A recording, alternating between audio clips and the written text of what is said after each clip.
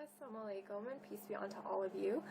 Here today I just wanted to share with you briefly my story as to how and why I converted to Islam.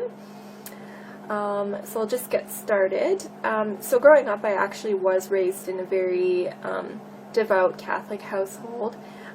Without fail, my parents used to bring us to church every single Sunday.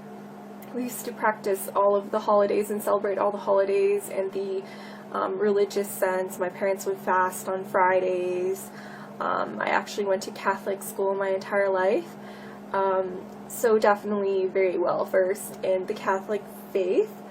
But the one thing I will say is, even just growing up, I did know a lot about the faith, but I was never really brought to think about why I was particularly doing things, or you wouldn't really think very deeply into theology particularly.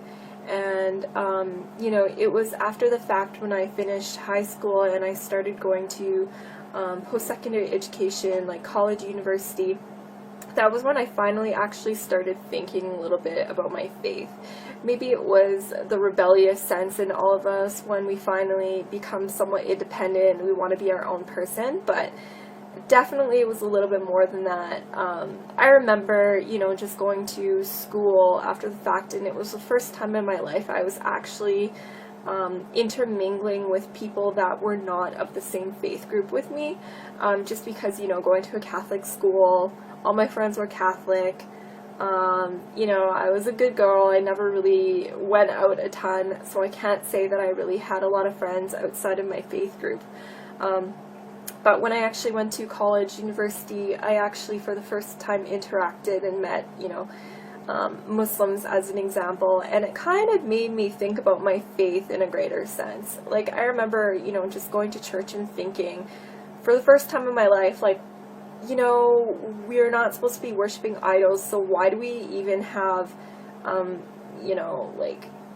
statues inside the church that people are praying towards? Or if we're supposed to be praying to the one God, like, why are we praying to the Virgin Mary, or why are we praying to other people and saints when, God is the creator of all things and God is the Almighty? In that sense, it just kind of raised a lot of questions, or started thinking simply about Trinitarian issues, and the fact that if Jesus was praying, who was he praying to if he is God? Or why would he be in need particularly? Like, a lot of these things, no matter who I would talk to, wouldn't really have a great resolution. Just to name a couple of other things, like if God is eternal, then how could God die?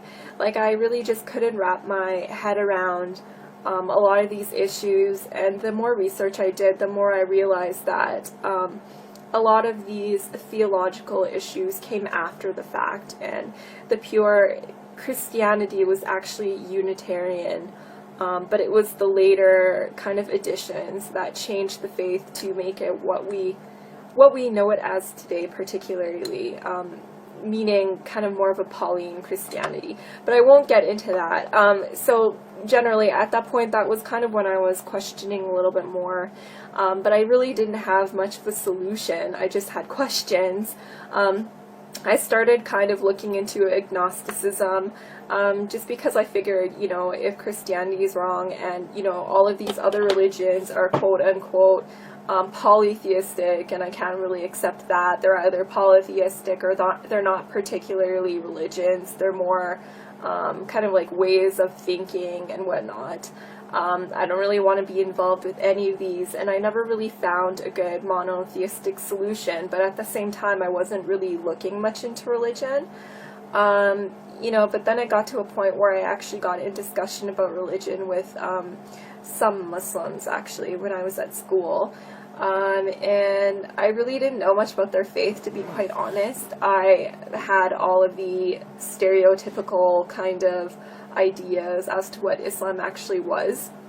The fact that it was, terrorist mongering and a violent faith, and you know, they just want to convert everyone by the sword, quote unquote, or, you know, intolerant, they just want to kill everybody that didn't agree with them. You know, very, very shallow kind of ideas as to what this faith was. But the more I kind of started asking questions about it, the more I was kind of finding myself strangely attracted to this religion, basically because of the fact that they believed in the existence of the one God. They believed in God's oneness.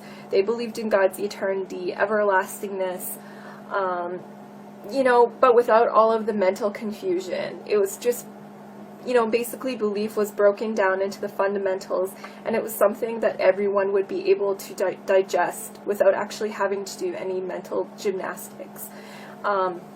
So long story short, I started looking a little bit further into Islam, not really wanting to particularly accept it as my religion, but still attracted to it nonetheless. I started taking a religious studies course where I actually was able to look at Islam from an unbiased, kind of scholarly perspective, and again, I found myself kind of being attracted to it because of its, you know, rationality. And the fact that Islam could meet kind of belief in science halfway. It was rational, sorry, but it had proof at the same time. It wasn't just asking you to believe without any questioning or proof whatsoever. So again, looking into the Quran, I found the exact same thing.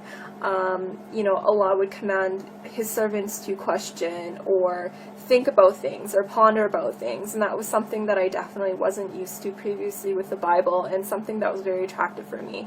Actually pondering and meditating about my religion, you know, it kind of gave me some kind of peace in my heart that I was really, again, becoming very attracted to, but again, I wouldn't accept Islam as my religion until I was entirely sure about it.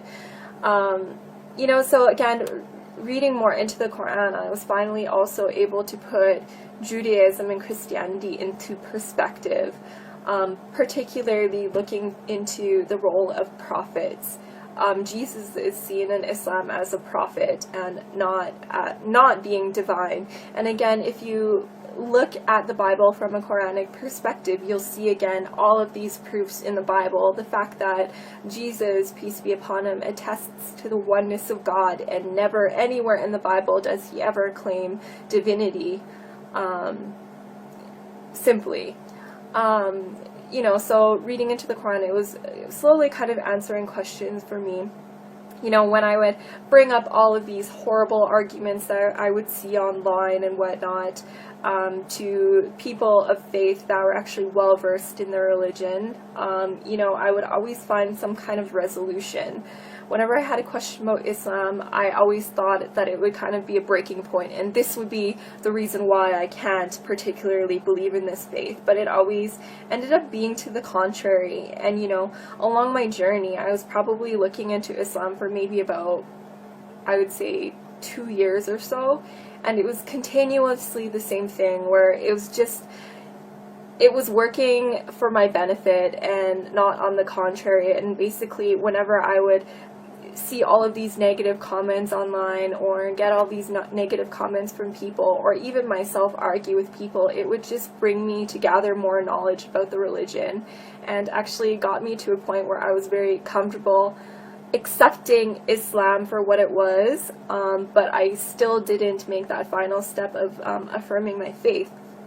And then I found it was actually just one very last driving point that brought me to accepting Islam. When I was actually very close to accepting Islam, I was doing an internship in Edmonton, where I was in school at the time, and this was coming to an end, and I was on my way back to Calgary, where I would actually be living with my older sister for the first time in many years, because she had actually been in Edmonton for university and I was in Calgary. It was just a big jumble. But anyways, so that was the very first time I would be living with her in years.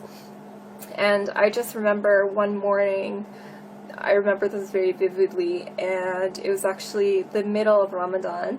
I wasn't practicing or anything yet at that point. I'm still looking into Islam, but I heard like some crazy rustling noises and business going on in the kitchen, and I was like, what is this? What is going on? And it was really early in the morning, and then I found my sister in there eating a bowl of cereal, and like she had all this food around her. And I kind of questioned her as to what she was doing, and I realized at that point that she was trying to attempt to fast. So everything kind of came together at once, and I realized that at the same time when I was looking into Islam, my sister was also, even though we were separately living in completely different cities and didn't talk about religion whatsoever, we were actually going through the exact same thing. So that kind of brought me to a point where I was feeling a little bit more comfortable in my decision, you know, to potentially accept Islam. And my sister and I, we ended up actually going to a lot of religious lectures and lessons together, and kind of furthering our knowledge together and searching together. And we got to a point a few months later where we actually ended up attesting and affirming our faith in Islam together and saying our Shahada, Alhamdulillah. And since then, it's been about 4 years. So I've, since then, you know, my life has changed dramatically, for the better. Finally, as a person, I feel so whole. You know, before Islam, I would go to bed at night and I would honestly not be able to sleep because I felt like I was purposeless, and I felt like, you know, extreme fear of, you know, what was going to happen to me. You know, am I just like this lump of flesh and I'm just going to die and rot in the ground? Like, I just really felt unfulfilled, and I felt like there was no purpose for me. But in my life now, I can say that every single moment of every day, I feel like I'm accounting for it, and I actually have a purpose, and our purpose is to worship the Creator and devote our life to the Creator in the way that He has outlined in the Quran. Very, very simply speaking. But anyways, so that's my story. I'm going to keep it short and leave it at that, but inshallah, I hope any of you out there perhaps benefited from this story, and I hope to be of service to anybody, you know, with any questions about Islam whatsoever. I would love to kind of dispel any myths and use my knowledge that I've gained over the past couple of years to, you know, maybe inspire you guys in some way, or at least provide you with some knowledge, or answer any of the questions that you've been burning to have answers to. But for now, assalamu alaikum.